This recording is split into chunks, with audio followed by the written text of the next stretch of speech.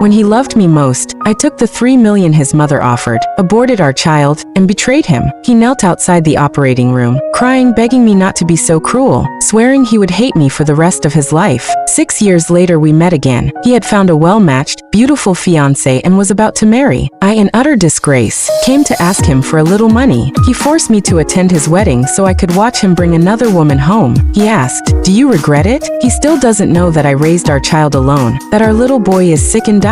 6 years after we parted, at the most wretched moment of my life, I ran into Jiang Yan again. It was at a class reunion. No one had expected him to come. Someone joked, "Boss Jiang never stays in touch. Why show up this year? Could it be because Tong Yan is here?" Still thinking of her, I froze in the corner, looking up to find Jiang Yan holding a cigarette between his lips, staring at me with cold eyes. Everyone knew how much he had once loved me. He had been the pampered young master of a wealthy family, yet he fell for me at first sight. That year, he cut ties with his family for me, gave up power, gave up money, willing to live in a cramped rental with me, sharing one bowl of instant noodles, one bowl of porridge. We were poor yet blissful. On every passionate night we clasped our fingers, vowing to stay together forever. Then I got pregnant. His mother gave me 3 million to abort the baby and leave him. That day Jiang Yan knelt outside the operating room, pounding on the door, sobbing over and over, little Guai, I'll work harder, earn more money, support our family. I'll make many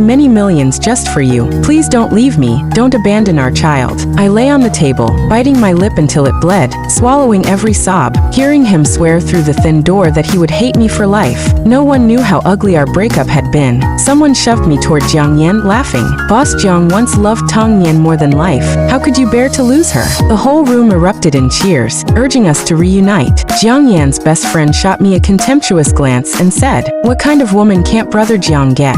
Who is Tong Yan to make him never forget?" He told them a woman had stayed by Jiang Yan's side for 3 years, gentler, prettier, more suitable than I ever was. All his friends already called her sister-in-law. Rumor was they would soon marry. The laughter died. Only the friend kept smiling as he flung the wedding invitation at me. It landed on my face, then slid into my lap. I lowered my head, saw Jiang Yan's name printed beside another girl's, Wan. Just hearing the name you could tell she was good. I imagined she must be more sensible, more obedient, more caring. She wouldn't keep hurting Jiang Yan. 6 years, and this was how we met again. Knowing he was doing well was enough. I swallowed the tears about to fall, lifted my head, and said softly, "Congratulations." Jiang Yan stared straight at me. Hearing my words, he suddenly laughed, stubbed out his cigarette, and said coldly, "Tong Yan, don't come to the wedding. My wife will be unhappy if she sees you. When she's unhappy, my heart aches." I clutched the thin red card, startled, then nodded with a small smile. "All right." That day everyone said Jiang Yan truly no longer loved me. No one had expected that the love which once ran so deep would end with him marrying someone else. Everyone had thought he would wait for me forever. Everyone wondered who this Wan could be to make Jiang Yan so enchanted, so tender, knowing he didn't want to see me again. I left the reunion early. On my way home a friend sent me a photo of Wan, fresh-faced, dimples when she smiled, rumored to love laughter and sweet talk, exactly Jiang Yan's type. My friend asked, "Tong Yan, don't you think Wan's smile looks just like yours? Do you think Jiang Yan still loves you? Are you really finished?" I let out a slow breath, was silent for a long time, then smiled. "It doesn't matter. I don't care anymore. I never want to tangle with Jiang Yan again. He will probably never know that I secretly gave birth to our child, our little boy who is now sick and dying. This year has been my poorest, most desperate. I worked myself to the bone for money, begged at class gatherings, swallowed my pride to borrow, even poured liquor in clubs until my stomach bled. I thought that reunion might be the last time I ever saw Jiang Yan, until, a few days later, the girl named Wan came looking for me. Having heard she resembled me, she wanted to see for herself. She arrived at the club with a few friends, asking for me by name. One girl sneered, "So you're Tong Yan?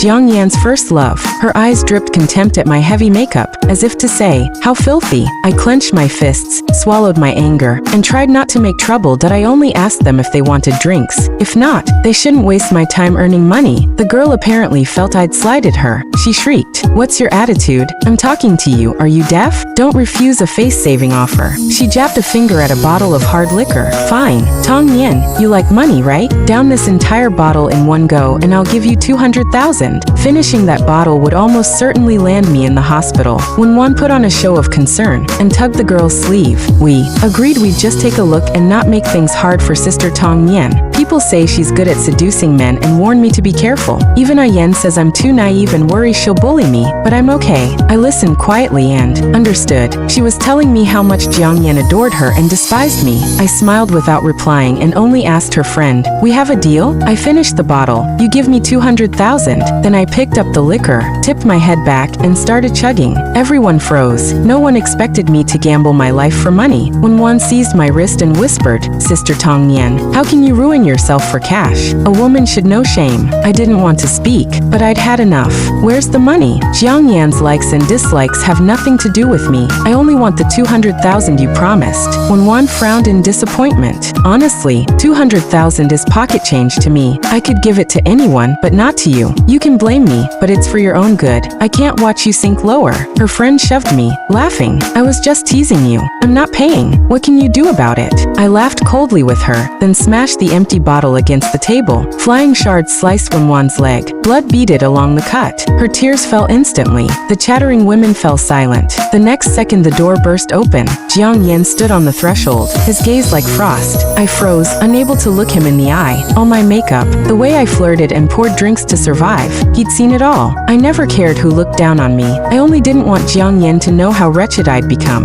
In the end, even that small wish failed. I forced myself to lift my chin, watch Jiang Yan pull Wan into his arms, gently wipe her tears, and ask me, word by word, "Tong Yan, who are you bullying in front of me? You want money? Fine, apologize first." Seeing him shield Wan reminded me of long ago when he'd protected me the same way. I understood. He wanted me to coax Wan. Fine, for money, I'd do anything. When Wan hid in his arms and sneered at me, I looked at the blood on her leg, picked up a piece of broken glass, and slashed my own arm. Holding out my bleeding hand, I said calmly, "Give it to me, the 200,000. Jiang Yan stared, his eyes reddened. When Wan's smile stiffened, she slipped a bank card into my palm. "Sister Tong Yan, I'm giving you this not because I owe you, but because I don't want to end up like you, making a spectacle of myself for money." I couldn't stand her false nobility another second. I turned to leave, but Jiang Yan caught my wrist. He rasped my name, teeth clenched. "Tong Yan, doesn't it hurt? Are you going to die without money?" His brows were knit so tightly he almost looked heartbroken. I shook him off, gave a cold laugh. "I've always been a woman who loves money, didn't you know? Jiang Yan, mind your own business and keep your woman in check. Don't bother me again." His stare was so icy it felt like he wanted to devour me. My words must have dragged him back to the past, when he'd given up everything for me, and I trampled it all for cash. My stomach cramped. I couldn't speak. I spun to go, but the floor vanished beneath me. He hoisted me over his shoulder like some bandit kidnapping his bride, cigarette still clamped between his teeth, and strode out of the room while everyone watched. I fought and screamed. He smacked my backside and growled, "Tong Yan, I must have owed you in my last life to let you torment me like this." He threw me into the car, pinned my legs, and cupped my face with vicious tenderness. "Sometimes I really want to kill you." His face was all hatred, but his eyes kept whispering that he still loved me. Sweat poured off me. I couldn't speak. Jiang Yan frowned, yanked open the glove box, took out a stomach pill, and shoved it between my lips. In the corner of the drawer lay the lipstick I'd used up but couldn't bear to toss, the hair tie that had snapped while I tied my ponytail, the childish pink hairpin he'd once bought me, everything about me, keeping him company after I left. Tears burst free. I turned away and wiped them before he could see. After all these years, he still remembered my bad stomach, kept painkillers ready even when I wasn't there. I summoned every ounce of strength and shoved him off me hard. I forced a smile at him and said, "Jiang Yan, can you please stop clinging to me? The way you keep pestering me is disgusting. Maybe you haven't heard. I'm already married and I've had a child. Do you really think we could ever pick up the pieces? Don't be pathetic." He staggered back 2 steps, frozen. The instant I turned to leave, he shot out a hand, slammed me against the car, fingers tightening around my throat, voice shaking. "Tong Yan, I don't believe you. Tell me you're joking, or I swear I'll kill you." I looked straight into his eyes, calm. "Fine, I'll prove it." I led him to the children's hospital. At 9 p.m. the ward lights were still off. I stood outside the glass, pointed pointed to the small boy reading quietly inside, and told Jiang Yan, "That is my child. His name is Xiaobao. He is the treasure of my heart. He looks like me, but his temperament is all you. Sweet, gentle, a little domineering, brows always set in stubborn lines. He inherited every good thing you have. He is such a good boy, but he is sick, almost 6, yet so tiny, so thin, so good it hurts." Jiang Yan stared through the window for a long time. Then he clenched his fist and punched the wall so hard the plaster cracked. Head bowed. I thought I saw a tear fall. I had never seen him so broken. That night Jiang Yan's last words to me were, "Tong Yan, you win." He never asked who the child's father was, never realized the boy was his. After that, he never came near me again. I only heard that he bought Wenwan a lavish wedding gown, an expensive diamond ring, and took her home to meet his mother. They said his mother adored Wenwan, and Jiang Yan declared he would marry no one but her. Classmates gushed in the group chat. "I'm so jealous of Miss Wen, being treasured by Boss Jiang like that. But Miss Wen really is a good woman, gentle and generous." When she heard Tong Yan is struggling, she even wanted to give her some money. Such kindness deserves lifelong protection. My heart lurched at the messages. A bad premonition crawled up my spine. When I reached the hospital, a young nurse apologized. She'd let slip to Wenwan that Xiaobao had no father. I arrived in time to hear Wenwan's syrupy voice. "Sweetheart, I heard your daddy abandoned you and your mommy, right? Do you know your mommy is so pitiful? To pay for your medicine she drinks with men every night, so dirty. No wonder your daddy doesn't want her." Xiaobao shouted, "Liar, you're the dirty one. My mommy and I don't want your money, get out." I burst in trembling. Wenwan turned, startled, then frowned. "Sister Tong Yan, look at your child. I only wanted him to understand your suffering and he yells at me, so ill-mannered." Before she finished, I grabbed a fistful of her hair and slapped her twice, dragged her to the doorway, and shoved her into the corridor. I jabbed a finger at her face. "Wenwan, do you have to keep provoking me?" She clutched her cheek, eyes wide with fake innocence. "Sister, I only wanted to help. Yen didn't want to get involved. But he listens to me, he knows I'm kind. If I ignore you, I'll feel guilty. I really wanted to help, but now you've hit me. Yen will surely be angry." I laughed coldly. "You want Jiang Yan? A man, take him. But you're still not satisfied. You have to needle me, don't you?" I hauled her collar close and whispered, "Keep provoking me and I'll congratulate you both at your wedding. After I tell him the child I raised is his. Guess whether he'll still want you then." When Wan's face drained of color, I hissed, "Now apologize to my son, then get lost." Just then the ward door opened. Jiang Yan stepped out, seized my arm, and yanked me away. I lost balance. My back slammed into the wall. He looked down at me, smiling thinly. "Tong Yan, since when does my choice of wife depend on your mood? My bride needs your permission." Xiaobao, barefoot, ran out and planted himself in front of me, glaring up at Jiang Yan to shield me. Jiang Yan glanced at the boy, gave a cold laugh, and said, voice like frost, "You and your mother, equally disgusting." I watched Xiaobao's eyes redden. Beneath his pillow he kept Jiang Yan's photo. He always knew who his father was. On every painful night, he'd fall asleep in my arms dreaming Daddy had come home whispering, "I miss you, Mommy, I won't leave again." And when he finally met his father, he heard only, "You and your mother, equally disgusting." Jiang Yan spared Xiaobao only a single glance, then looked away. He seemed irritated. Frowning, he tossed a bank card at me. "Take it. Treat your precious son. 1 million, 10 million, swipe whatever you need. Just stop selling drinks to men. And don't forget to thank my wife." With that, he gathered Wenwan in his arms and walked off. Xiaobao watched his father's retreating back and called out softly, "Daddy." Then he turned to me, fighting back tears, and whispered, "Mommy, Xiaobao doesn't want a daddy anymore." His little face was so earnest. He looked as if he still had more to say, but a violent cough seized him. Mouthful after mouthful of blood splashed onto the floor, onto my clothes, onto the photo of Jiang Yan clenched in his fist. I could only watch as he went limp in my arms, hearing his faint voice, "Mommy isn't dirty. Mommy is clean. It's Xiaobao's fault. I soiled Mommy's clothes. Mommy, throw Xiaobao away. Don't keep Xiaobao. Don't make yourself suffer anymore." His voice faded, his eyes closing. I screamed his name, frantic. I hadn't told him yet. How could any mother ever abandon her own child? He was the piece of my heart I had carried for 10 months. Nurses rushed in, pried him from my arms, and raced him to emergency surgery. I forced myself to follow, and at the far end of the corridor I saw Jiang Yan sprinting toward us, tears streaming, voice shaking. "Tong Yan, Yan, did someone just call me? Daddy, the operating room door slammed shut. The red light blazed. I sank to the floor, speechless. Jiang Yan reached to pull me up. I seized his hand and bit down with every ounce of strength I had left. He didn't flinch, didn't pull away, letting the blood run until I tasted iron and lost my grip. Only then did I shove him off and stagger upright, despair spilling out. Jiang Yan, why did you come back? Why can't you leave me alone? I only wanted us to part peacefully. I was doing fine by myself. He clenched his jaw, cutting me off. You ask why I came back? Because I'm dying from missing you. You call this fine? Begging people for money, drinking yourself sick, living like mud? Tell me, how am I supposed to stop caring? Tong Yan, you wronged me. What right do you have to speak of parting peacefully? He gripped my shoulders, demanding an answer. So I gave it. That year after college, Jiang Yan severed ties with his family to marry me. Everyone turned against him. No decent job, no income. He said nothing, secretly took a laborer's post on a construction site. I still remember how exhausted he was. Sleep creased his brow even at night,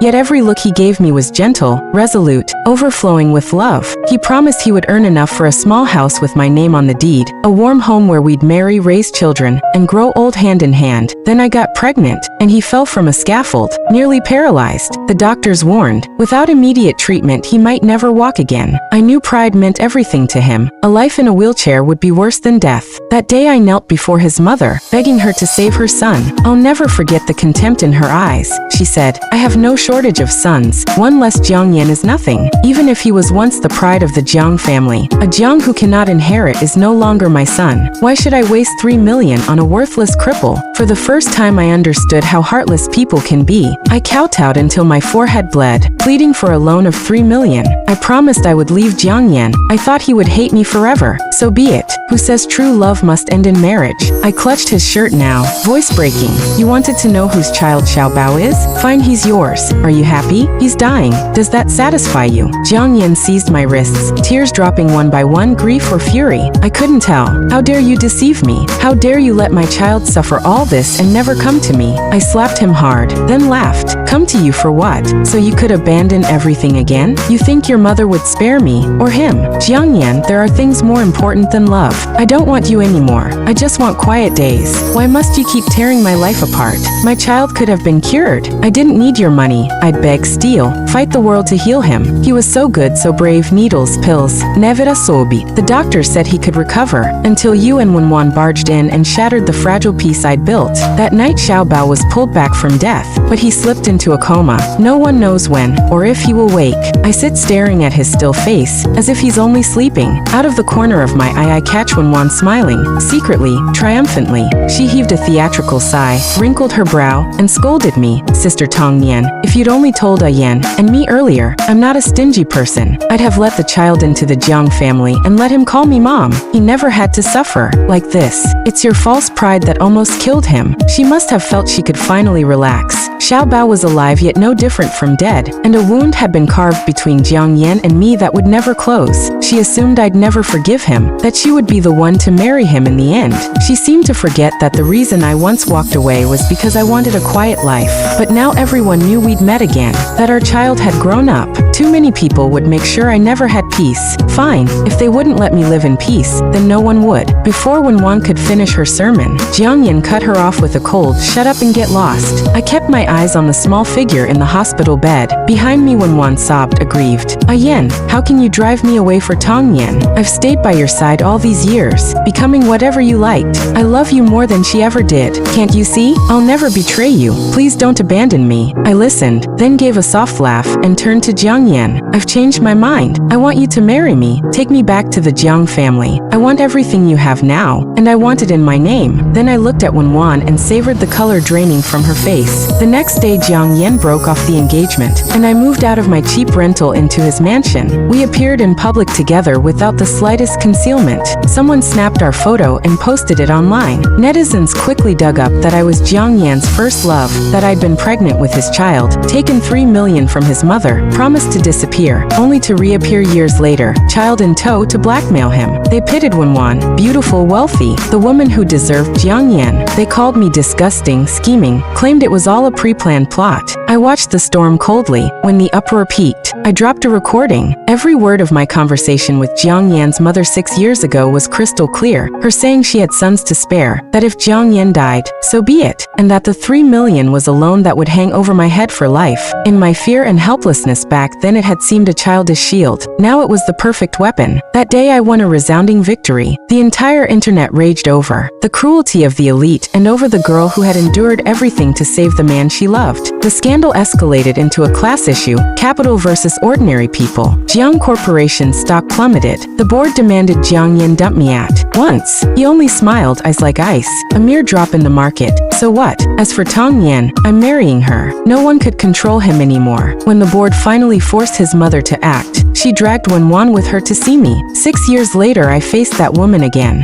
She looked far older. The board had kept her awake for nights. I greeted her as if I were already the lady of the house, invited her in, yet left Wenwan outside. Wenwan's mask cracked. Tong Yan, I knew you were vicious. You're stealing a yen on purpose. If you were so noble, why didn't you just die when he came after you? A filthy woman like you dreaming of marrying into money. Keep dreaming. His mother winced at the shouting and signaled the guards to shut the door. I peeled an orange Jiang Yan had prepared and offered it with a smile. Would you like one? Jiang Yan peeled it himself. She gave a bitter laugh. I underestimated you. After all these years you've come for revenge. She composed herself, half threat, half plea. In truth, a scandal like this is nothing to a family like ours. Once the storm passes, the Jiangs will still be the Jiangs. But you don't suit Jiang Yan. Take my money, take your son, and vanish abroad. Live quietly. Had she said this 6 years ago, I might have believed her. Now I know the second I step away I'll be skinned, alive, and my bones ground to dust. The Jiangs will never allow an accident, like me twice. I smiled softly. Auntie, your methods aren't what they used to be. Age has its price. Your grip on power isn't what it once was.